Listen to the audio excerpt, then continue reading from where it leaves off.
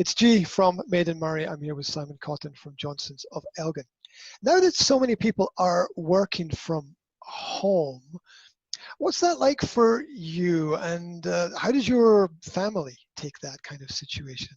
Has it changed any dynamics? Yeah, well, I think they're pleased to have me home for more, and I get to see them at lunchtime and things like that.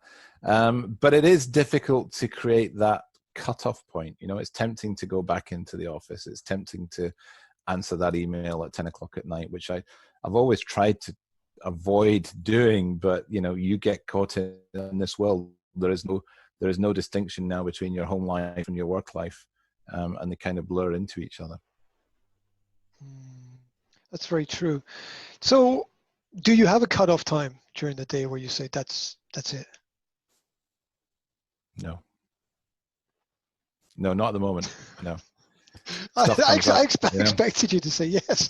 You know, normally I would. Because normally I go home and, you know, I try not to send people emails at the weekend, and I try to give people some space or whatever.